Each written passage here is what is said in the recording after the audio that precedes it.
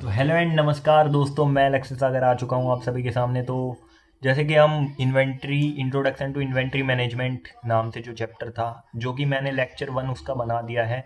अब ये उसी चैप्टर के आगे की चीज़ मैं बताऊंगा आज इस वीडियो के अंदर, जो हमारा लेक्चर 2 बनेगा।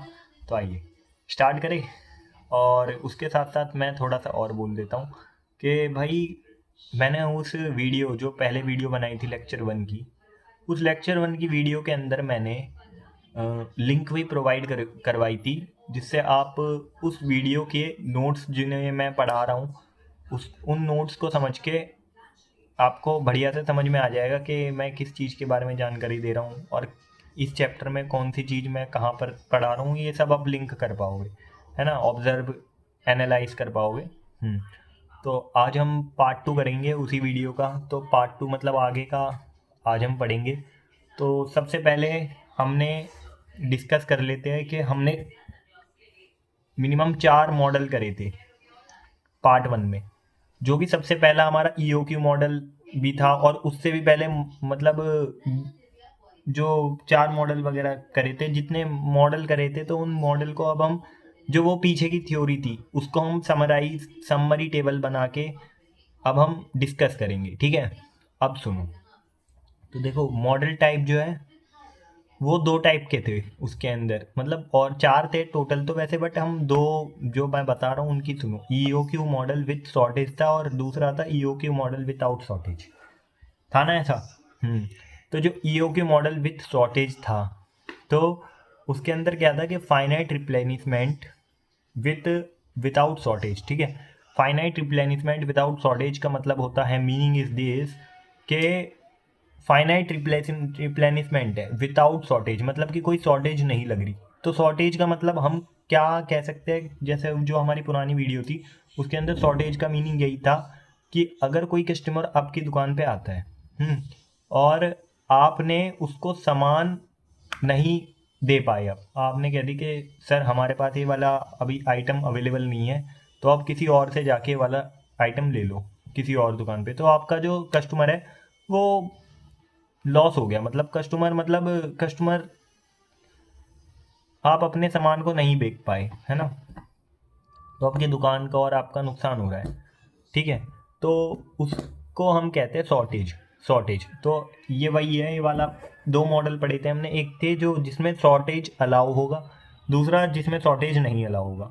अब सुनो, फाइनाइट रिप्लेनिशमेंट विदाउट शॉर्टेज इसमें लिख रहा है, और शॉर्टेज में लिख रहा है नॉट अलाउड, मतलब शॉर्टेज अलाउड नहीं है। क्यों नहीं है? क्योंकि विदाउट शॉर्टेज है। और ईओक्यू फॉर्मूला जो होगा इसके लिए, वो क्या बना था? वो बना था हमारा Q star is equal to under root 2 ds by C1 - D/P। और बाकी डी पी डी एस, ये जो वैल्यूज़ लिखी हुई है, मतलब ये जो अल्फ़ाबेट्स लिखे हुए हैं, ये किस चीज़ को डिनोट कर रहे हैं वो मैंने पहले बता दिया है। तो आप पार्ट 1 में उस चीज़ के बारे में जान सकते हो। ठीक है, तो पार्ट 1 की वीडियो पूरी कंप्लीट देखने के बाद पार्ट 2 पर आना। डायरेक्ट पार्ट 2 पे आओगे तो कुछ समझ में नहीं आने का। तो इसलिए पहले पार्ट 1 को कंप्लीट देखना, समझना, उसका रिवीजन करना, फिर उसके बाद पार्ट 2 पर उतरना। इसलिए मैं पूरी बात बता नहीं रहा, जिसके लिए आप मजबूर हो जाओ कि पार्ट 1 देख के ही आना पड़ेगा, और जभी इस वीडियो के आगे का समझ में आएगा। सिंपल। आइए, तो क्यू स्टार का फॉर्मूला मैंने बता दिया, under root 2 ds by C1 - D/P। ये फॉर्मूला होता है हमारा किसका? क्यू स्टार का, जो कि हमारा ईओक्यू फॉर्मूला है, इकोनॉमिक ऑर्डर क्वांटिटी का फॉर्मूला है ये। अब इसमें मैक्सिमम इन्वेंट्री भी होती है। एक मैक्सिमम इन्वेंट्री का फॉर्मूला इसमें Q star is equal to 1 - D/P। Q star is equal to 1 - D/P। ठीक है, अब रिमार्क है, production and demands are run simultaneously. Production and demands are run simultaneously. ठीक है, अब समरी टेबल में जो दूसरा टाइप है वो है finite replenishment with shortage. Finite replenishment with shortage. अच्छा, फाइनाइट रिप्लेनिशमेंट हो रही है किसके साथ? विथ शॉर्टेज के साथ, जिसमें हमारी जो शॉर्टेज है वो क्या है? अलाउड है। ठीक है, और इसका ईओक्यू फॉर्मूला क्या है? इकोनॉमिक ऑर्डर क्वांटिटी का फॉर्मूला इसका क्यू स्टार। मेरे ख्याल से हमारा जो इकोनॉमिक ऑर्डर क्वांटिटी है उसको हम क्यू स्टार के थ्रू क्या कर रहे हैं? क्या कर रहे हैं? डिनोट कर रहे हैं। तो Q star is equal to under root 2 ds bracket में C1 plus C2 C1 1 minus dy/p और ब्रैकेट क्लोज करके हमारा ये पूरा EOQ फॉर्मूला तैयार हो जाता है। तो यही है हमारी क्या इकोनॉमिक ऑर्डर क्वांटिटी का फॉर्मूला। किसके लिए? जब हमारा शॉर्टेज अलाउ होगा, मतलब जिसमें हमारा जिस मॉडल में हमारा शॉर्टेज जो है वो क्या होगा, अलाउड होगा, तो उसके लिए हमें ये वाला फॉर्मूले का इस्तेमाल करना है। तो आगे चलते हैं, इसकी मैक्सिमम इन्वेंट्री के बारे में जान लेते हैं। तो मैक्सिमम इन्वेंट्री को पहली बात हम जानते हैं कि मैक्सिमम इन्वेंट्री को हम आई मैक्स से दिखाते हैं, आई मैक्स, ठीक है, आई मैक्स से हम मैक्सिमम इन्वेंट्री को दिखाते हैं। अब Q star is equal to 1 minus bracket लगा के 1 minus dy/p bracket close minus s star, ये हमारा क्या हो गया, फाइनाइट रिप्लेनिशमेंट विथ शॉर्टेज का फॉर्मूला हो गया। ओके, अब हमारा रिमार्क है, एक रिमार्क में हम देखेंगे include backgrounding back ordering cost, इसके अंदर इंक्लूड होगी back ordering cost, back ordering cost क्या होगी, इसके अंदर इंक्लूड होगी। और ऊपर वाले रिमार्क में लिखा हुआ है जिसमें शॉर्टेज अलाउड नहीं है, उसमें लिखा है remark production and demand are run simultaneously, simple. अब हमारा ये जो मॉडल का जो टॉपिक था वो पूरी तरीके से क्या हो चुका है, कंप्लीट हो चुका है। अब हम आगे के टॉपिक के बारे में जानेंगे और आगे के टॉपिक के बारे में पढ़ेंगे। आइए, जो हमारा नेक्स्ट टॉपिक है वो है यहाँ पर determination of recorder point for all the models, determination of recorder point for all the models, ये हमारा नेक्स्ट टॉपिक है। इस टॉपिक को पढ़ते हैं। आइए, कॉन्सेप्ट ऑफ रिकॉर्डर पॉइंट, क्या कॉन्सेप्ट है रिकॉर्डर पॉइंट का? तो कॉन्सेप्ट ऑफ रिकॉर्डर पॉइंट मैंने बताया था कि एक ऐसा पॉइंट होता है जहाँ पर हमारा सामान क्या पता हम जो स्टॉक है वो कम तो नहीं हो रहा, अगर कम हो रहा है तो उसको बढ़ा चढ़ा के मतलब उसको ठीक करना कि भाई इतने पॉइंट पे हमारा स्टॉक खत्म हो जाएगा तो इसको ठीक कर देना, उसी पॉइंट को हम रिकॉर्डर पॉइंट कहते हैं। रिकॉर्ड कर रहे हैं हम स्टॉक को कि कितना स्टॉक अभी बाकी है। तो कॉन्सेप्ट समझते हैं रिकॉर्डर पॉइंट का, वो है हमारा रिकॉर्डर पॉइंट का मतलब होता है, रिकॉर्डर पॉइंट का मतलब होता है वो इन्वेंट्री लेवल जहाँ पर नए ऑर्डर प्लेस करने चाहिए ताकि स्टॉक ख़त्म होने से पहले नया माल आ जाए। अच्छा, नया प्लेस मतलब नया ऑर्डर प्लेस सॉरी नया ऑर्डर स्टॉक कर रहे हैं, मतलब स्टॉक जो आइटम है मतलब स्टॉक में रख रहे हैं क्योंकि माल ख़त्म होने से पहले माल आ जाए, नया माल आ जाए, माल को ख़त्म होने से पहले नया माल आ जाए, ऐसे पॉइंट को ऑब्जर्व करना, मतलब उसी चीज़ को हमने रिकॉर्डर पॉइंट का नाम दिया। सिंपल शब्दों में अगर कहीं सिंपल वर्ड्स में इसका मीनिंग है जब स्टॉक इतना रह जाए कि तब नया ऑर्डर देने पर नेक्स्ट सप्लाई टाइम पर आ जाए, जब स्टॉक इतना रह जाए, जब स्टॉक इतना रह जाए कि नया ऑर्डर देने पर नेक्स्ट सप्लाई टाइम पर आ जाए, तो उसी को ही हम क्या कहते हैं, रिकॉर्डर पॉइंट कहते हैं। उसी को रिकॉर्डर पॉइंट कहते हैं, उसी को क्या कहते हैं, रिकॉर्डर पॉइंट कहते हैं। ठीक है, आइए आगे चलते हैं। आगे है हमारा basic formula for recorder point. क्या फार्मूला बेसिक सा होगा रिकॉर्डर पॉइंट के लिए? तो रिकॉर्डर पॉइंट के लिए जो हमारा बेसिक सा फार्मूला है वो है हमारा, पहली बात तो रिकॉर्डर पॉइंट को हम डिनोट करते हैं ROP से। ROP से हम किसको डिनोट करते हैं, रिकॉर्डर पॉइंट को डिनोट करते हैं। तो ROP जो है वो हमारा ROP is equal to demand during lead time, ROP D/L, ये इसका फॉर्मूला है। तो small d into capital L, ये हमारा रिकॉर्डर पॉइंट का फॉर्मूला है। ROP is equal to small d into capital L, जहाँ पर वेयर स्मॉल d जो है वो डिनोट कर रहा है average demand per unit time, daily, weekly, etcetera, और कैपिटल L वो जो डिनोट कर रहा है लीड टाइम, ऑर्डर प्लेस करने से। ठीक है, और अब हम इसका एग्जाम्पल जान लेते हैं। एग्जाम्पल क्या है? एग्जाम्पल है अगर डेली डिमांड 50 यूनिट्स है और लीड टाइम 4 डेज है तो क्या, अगर डेली डिमांड 50 यूनिट्स है और लीड टाइम 4 यूनिट्स है तो ROP is equal to 50 into 4 is equal to 200 units होगा। अरे मैं कोई सीरियस बंदा नहीं है भाई, फनी बंदा हूँ। मतलब हाँ, बात कर लेते हैं। अभी वो थोड़ी ना सीरियसनेस इसलिए झलक रही होगी मेरे फेस पे क्योंकि ना मैंने साइडों में से कटिंग करवा ली और मैं आर्मी कट ले लिए तो फिर इसलिए थोड़ा डिसिप्लिन में, यूनिटी एंड डिसिप्लिन। तो आइए स्टार्ट करते हैं। आइए, तो अगर टाइम डिमांड 50 यूनिट्स है और लीड टाइम 4 डेज है तो क्या होगा? तो ये वो तब होगा कि R O P is equal to 50 × 4 is equal to 200 units होगा। कैसे होगा? क्योंकि small D into capital L is equal to 400। तो स्मॉल डी जो है यहाँ पर क्या है? डिमांड है ना? हाँ, तो 50 स्मॉल डी हो जाएगा और मल्टीप्लाई में 4 क्या है? स्मॉल एल है। यहाँ पर क्या है? 4 स्मॉल एल। एल मतलब डेज टाइम, एल जो है उसका मतलब ही बताया था हमने कि लीड टाइम होता है। तो लीड टाइम मतलब कि टाइम हो सकता है और आपका टाइम हो सकता है ऑर्डर प्लेस करने से। हाँ, लीड टाइम टाइम ही हुआ और क्या हुआ? गलत बोल गया। हाँ, R O P in differential. हाँ, तो मतलब इस तरीके से हमारा 200 यूनिट्स निकल गया फॉर्मूला लगा के।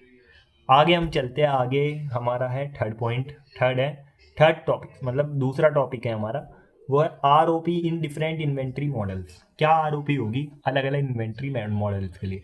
मतलब कि अलग अलग इन्वेंट्री मॉडल्स होते हैं, 4 टाइप के मैंने बताए थे अलग अलग इन्वेंट्री मॉडल। उन अलग अलग इन्वेंट्री मॉडल्स के लिए क्या क्या अलग अलग रिकॉर्डर पॉइंट है? Recorder point of in different inventory models. अब अलग अलग मॉडल्स के लिए देखते हैं चलो दिखाओ। ए है हमारा EOQ मॉडल विदाउट शॉर्टेज। ठीक है, EOQ मॉडल है जब शॉर्टेज नहीं अप्लाई हो रही। ठीक है, इसमें लिख रहा है डिमांड कांस्टेंट है। डिमांड क्या है? इसमें कांस्टेंट है। डिमांड का एक कांस्टेंट रेट है, कांस्टेंट है। शॉर्टेज अलाउड नहीं है, शॉर्टेज अलाउड नहीं है जो कि बता ही दिया है। इन्वेंट्री जीरो होने से पहले माल आ जाता है। इन्वेंट्री का जीरो होने से पहले माल आ जाता है। क्यों? क्योंकि ये रिकॉर्डर पॉइंट है, तभी तो माल आ जाता है इन्वेंट्री जीरो होने से पहले। और वैसे भी शॉर्टेज अलाउड नहीं है, मतलब कि आप अपने बिजनेस को सही स्मूथली चला रहे हो, बढ़िया चल रहा है ना? क्योंकि आपके पास स्टॉक की भरमार है, मतलब बढ़िया स्टॉक रखा हुआ है सही क्वांटिटी में। कोई भी बंदा आ रहा है आप तुरंत निकाल के दे रहे हो क्योंकि आपकी दुकान में सारी चीज़ें अवेलेबल है पहले से ही। तो इन्वेंट्री जीरो होने से पहले माल आ जाता है, यही बात बोल दी मैंने दूसरी बार भी। R O P is equal to small D into capital L हो जाएगा। अगर लीड टाइम का के दौरान, अगर लीड टाइम के दौरान डिमांड फिक्स है तो बस उतना स्टॉक रिजर्व रख लो। अच्छा, अगर लीड टाइम के दौरान डिमांड फिक्स है तो बस उतना स्टॉक रिजर्व रख लो। अगर लीड टाइम के दौरान डिमांड फिक्स है तो उतना स्टॉक रिजर्व रख लो। बी है वो पॉइंट है, बी वाला पॉइंट वो है EOQ model with shortage. EOQ model जब हमारा शॉर्टेज होगा, विथ शॉर्टेज है, तो इसके अंदर हम पढ़ रहे हैं यहाँ स्टोरेज, सॉरी यहाँ शॉर्टेज अलाउड है लेकिन प्लैंड होती है। अच्छा, तो रिकॉर्डर पॉइंट थोड़ा कम होता है क्योंकि कुछ डिमांड बैक ऑर्डर में चली जाती है, बैक ऑर्डर पीछे के ऑर्डर में चली जाती है। तो इसके लिए जो रिकॉर्डर पॉइंट का फॉर्मूला है, आर ओ पी का फॉर्मूला, वो है equal to small D into capital L minus S, where S star is equal to planned shortage. S star को प्लैंड शॉर्टेज मतलब प्लानिंग के साथ शॉर्टेज है। अच्छा, यूनिट्स, ये इसकी यूनिट्स होगी है ना? हाँ, अच्छा अच्छा, ईओ की मॉडल विदाउट शॉर्टेज के लिए फॉर्मूला था रिकॉर्डर पॉइंट का small D into capital L, वही वाला जो ऊपर अप्लाई करा था उस समय वही। और जब हमारा शॉर्टेज अलाउड होगी तो हमारे रिकॉर्डर पॉइंट का फॉर्मूले में बस थोड़ा सा चेंज आ जाएगा कि R O P is equal to small D into capital L minus हो जाएगा एस स्टार, और जो कि एस स्टार वो क्या है? प्लैंड शॉर्टेज है भैया जी, समझ गए ना? हाँ, तो अब सी वाला देख लेते हैं। सी है हमारा finite replenishment rate model without shortage, जब हमारा शॉर्टेज नहीं है और फाइनाइट रिप्लेनिशमेंट रेट है। ठीक है, प्रोडक्शन मॉडल, इस मॉडल इन्वेंट्री ग्रेजुअली बिल्ड होती है और डिमांड सिमल्टेनियसली चलती है, फिर भी रिकॉर्डर पॉइंट सेम प्रिंसिपल से निकलते हैं। फिर भी रिकॉर्डर पॉइंट सेम प्रिंसिपल से निकलते हैं। जो नोट्स भेजे हैं ना, भेजूंगा इस वीडियो के डिस्क्रिप्शन में, उसको जाके उसके अंदर देखना, मेरी शक्ल मत देखना। बस मैं तो बस सुनाने के लिए हूँ कि भाई ये पॉइंट ऐसे है, वो पॉइंट ऐसे है, क्योंकि मैं अभी इतनी मतलब मेरे को टेक्निकल माइंड नहीं है मेरा कि अभी मैं आपको स्क्रीन पे शो करके दिखा दूँ। पर मैं थोड़ा सा टेक्निकल माइंड का इस्तेमाल करके मैं वीडियो की डिस्क्रिप्शन में उसकी इसकी फ़ोटोज़ डाल दूँगा, वहाँ से आप देख लेना प्लीज़। और पढ़ते रहना। तो फिर भी रिकॉर्डर पॉइंट सेम प्रिंसिपल से निकलते हैं। Okay, reorder point R O P is equal to small D into capital L. बस डिफरेंस ये है कि प्रोडक्शन और डिमांड दोनों चल रहे हैं, तो लीड टाइम के दौरान net demand is equal to demand minus production multiply lead. और टाइम हो सकती है, लीड टाइम हो सकती है अगर प्रोडक्शन लीड टाइम के दौरान स्टार्ट होती है, अगर प्रोडक्शन हमारी लीड टाइम के दौरान स्टार्ट होती है। ठीक है, ठीक है। Finite replenishment rate model with shortage, finite replenishment है ये रेट मॉडल विथ शॉर्टेज। ठीक है, यहाँ आर ओ पी थोड़ा मॉडिफाई होता है, यहाँ आर ओ पी थोड़ा मॉडिफाई होता है क्योंकि कुछ पोर्शन बैक ऑर्डर्ड होता है, क्योंकि कुछ पोर्शन बैक ऑर्डर्ड होता है। R O P is equal to D into L, capital L, bracket close bracket open, वही मतलब आगे ब्रैकेट ओपन लास्ट में bracket close, minus S star वही। ये हमारा प्रोबेबिलिस्टिक अनसर्टेन डिमांड मॉडल। अच्छा, प्रोबेबिलिस्टिक अनसर्टेन डिमांड मॉडल। अच्छा, इसको पढ़ते हैं इसके अंदर का। अगर डिमांड या लीड टाइम अनसर्टेन है, अगर डिमांड या लीड टाइम अनसर्टेन है, तब सेफ्टी स्टॉक ऐड करते हैं। तब क्या करते हैं? सेफ्टी स्टॉक ऐड करते हैं। R O P is equal to D into L plus satisfying stock, R O P is equal to D into L plus satisfying stock, plus satisfying stock. ठीक है, सेफ्टी स्टॉक क्या होता है वो देख लेते हैं। Extra buffer inventory to handle demand lead time uncertainly, extra buffer inventory to handle demand lead time uncertainly. ठीक है, आगे चलते हैं। आगे लिख रहा है हमारा shortage R O P mode. ठीक है, ठीक है। रिमेंबर करवा रहे किसी चीज़ के लिए, सुनो। अगर डिमांड और लीड टाइम फिक्स्ड है, simple D small D into capital L use होता है। अगर डिमांड या लीड टाइम अनसर्टेन है, सेफ्टी स्टॉक ऐड करना पड़ता है। ठीक है, अगर शॉर्टेज अलाउड है, अगर शॉर्टेज अलाउड है, S star shortage quantity subtract होती है। तो एस स्टार शॉर्टेज क्वांटिटी क्या होगी? उस टाइम पे सब्ट्रैक्ट होगी अगर शॉर्टेज अलाउड है ना? पता है ना आपको? ये बात तो पता ही चल गई होगी, देखा भी होगा आपने कि जब शॉर्टेज अलाउड हो रही है तो उसके अंदर रिकॉर्डर पॉइंट के फॉर्मूले से एस स्टार क्या हो रहा है? माइनस हो रहा है। ये तो देख लिया होगा आपने ऊपर की जितनी भी पीछे की थ्योरी बताई उसके अंदर। इन्वेंट्री दूसरा टॉपिक है हमारा, inventory model with all units quantity discount. Inventory model with all unit quantity discount. Concept of inventory, sorry, concept of quantity discount. Concept of quantity discount के बारे में जानते हैं पहले। क्वांटिटी डिस्काउंट का मतलब होता है, क्वांटिटी डिस्काउंट का मतलब होता है जब सप्लायर ज़्यादा क्वांटिटी खरीदने पर यूनिट प्राइस कम कर देता है। अच्छा, जब सप्लायर जो खरीदने वाला है और जो अपना सामान बेच रहा है, अपने सामान को बेचने वाला सप्लायर जब किसी भी क्वांटिटी को ज़्यादा अमाउंट में लेता है कोई सामने वाला बंदा, तो वो अपनी थोड़ी सी रेट को गिरा देता है, तो उसी को हम डिस्काउंट कहते हैं, मतलब डिस्काउंट प्राइस कहते हैं, है ना? क्वांटिटी डिस्काउंट कहते हैं जब सप्लायर ज़्यादा क्वांटिटी खरीदने पर यूनिट पर प्राइस कम कर देता है। यानी अगर आप बल्क में खरीदो तो पर यूनिट सस्ती मिलती है। ये डिस्काउंट जनरली लार्ज ऑर्डर को इनकरेज करने के लिए दिया जाता है। ठीक, types of quantity discount. Types of quantity discount है, फर्स्ट है हमारी all unit discount. All units discount, अगर आप एक सर्टेन क्वांटिटी से ज़्यादा खरीदते हो तो पूरी क्वांटिटी पर नई कम प्राइस लगती है। अच्छा, अगर आप एक सर्टेन क्वांटिटी से ज़्यादा खरीदते हो तो पूरी यूनिट पे, मतलब पूरी क्वांटिटी पे पर प्राइस, नई प्राइस कम लगती है, मतलब जो नया प्राइस लगेगा ना, ज़्यादा क्वांटिटी से ज़्यादा खरीदोगे तो वो कम लगेगा। एग्जाम्पल के तौर पे ले रखा है इन्होंने 0 से 499 यूनिट्स के लिए ₹10 पर यूनिट। ठीक है, 500 से 999 यूनिट्स ₹9 पर यूनिट। ठीक है, 1000 प्लस यूनिट्स ₹8 पर यूनिट। अगर आप 600 यूनिट्स खरीदो तो सारी 600 यूनिट ₹9 के रेट पर मिलेंगी। ओके, ठीक है। सेकंड है हमारा इंक्रीमेंटल डिस्काउंट। सेकंड है हमारा इंक्रीमेंटल डिस्काउंट, सिर्फ एक्स्ट्रा क्वांटिटी जो लिमिट से ऊपर है पर भी कम प्राइस लगता है, सिर्फ एक्स्ट्रा क्वांटिटी जो लिमिट से ऊपर है उस पर भी कम प्राइस लगता है, ये मॉडल हम यहाँ कवर नहीं कर रहे हैं, ये मॉडल हम यहाँ कवर नहीं कर रहे हैं। ठीक है, आगे चलते हैं, सेकंड वाली टॉपिक देखते हैं। अगला टॉपिक है हमारा economic order quantity EOQ with all units quantity discount. EOQ with all unit quantity discount, economic order quantity with all unit quantity discount. तो इसके अंदर हम पढ़ेंगे, इस मॉडल में हम डिसाइड करना होता है।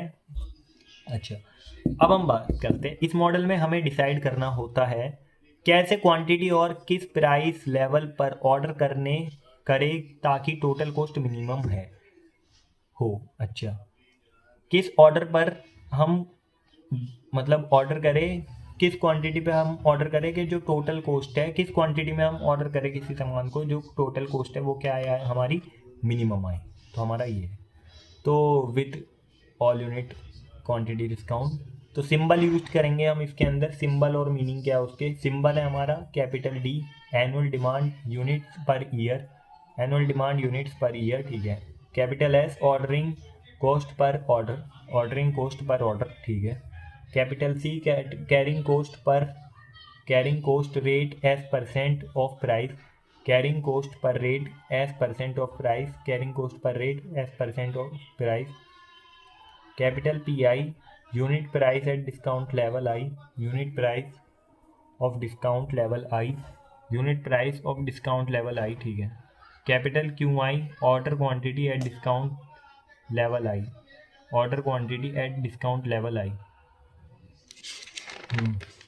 Total annual cost, total annual cost है हमारी, इसके अंदर देखो टोटल एनुअल कॉस्ट निकलती है, तो टोटल एनुअल कॉस्ट कैसे निकलती है वो बता देता हूँ। TG is equal to DP plus DS by Q plus Q by 2 IP। ठीक है, स्मॉल IP। ठीक है, वेयर यहाँ पर देखो DP, कैपिटल DP जो है वो है हमारा annual purchasing cost, capital DP जो है वो है हमारा annual purchasing cost, capital DS by Q वो है हमारा annual ordering cost, capital QIP by 2 is equal to annual. ठीक है, अब नेक्स्ट टॉपिक है वो है हमारा step to determine optimum order quantity. Step बताओ जिससे हम डिटरमाइन कर पाए क्या, ऑप्टिमम ऑर्डर क्वांटिटी को। 2 मिनट रुकना, एक बार देख लूँ चेक करके कितने नोट्स हैं। ओहो, इसके बाद तो क्वेश्चन है, सही है, मजे आ रहे हैं। आइए, तो नेक्स्ट टॉपिक क्या था हमारा, steps to determine optimum order quantity. आओ, स्टेप 1 है हमारा for each price level EOQ using that price PI। ठीक है, EOQI is equal to √2DS by IPI। ठीक, स्टेप 2 है check whether calculated EOQ lies within the quantity range for that price, right if yes use that EOQ, not if not use minimum quantity of that price range, use minimum quantity of that price range। ठीक है, अब हम step 3 पे चलते हैं। Step 3 हमारा calculate total cost for each price level using the above formula. Total cost using, total cost for each price level, total cost for each price level using the above formula. अब step 4 है हमारा compare all total cost and select the lowest total cost that will give optimum order quantity and price. जो lower होगी वो हमारी optimum order quantity and price को बता देगी। ठीक है, अगला एग्जांपल है, एग्जांपल को देखते हैं। क्वांटिटी रेंज दे रखी है उसके अंदर और फिर दे रखा प्राइस पर यूनिट रुपीज़। तो क्वांटिटी रेंज हो सकती है 0 से 499, जिसमें प्राइस पर यूनिट रुपीज़ होगी 10 रुपीज़। ठीक है, दूसरा है 500 से 999, जिसमें प्राइस पर यूनिट रुपीज़ होगी 9.5। तीसरा है 1000 प्लस, जिसमें प्राइस पर यूनिट रुपीज़ क्या होगी 9। ठीक है, गिवन है यहाँ पर क्या, small d, sorry capital D, गलत बोल गया। गिवन है हमें यहाँ पर capital D is equal to 10,000 units per year, capital S is equal to ₹100 per order, small I is equal to 10। ये सारी चीज़ें हमें क्या है यहाँ पर गिवन है। ओके, अब हमें क्या करना होगा, यहाँ पर आंसर निकालना होगा। तो स्टेप 1 निकालेंगे। स्टेप 1 निकलेगा तो देखो, आई थिंक यहाँ पर ना आई जो है वो यहाँ पर 10 नहीं दे रहेगा होगा, 0.1 ही दे रहेगा होगा, 10 नहीं 0.1 ही दे रहेगा होगा भाई। हाँ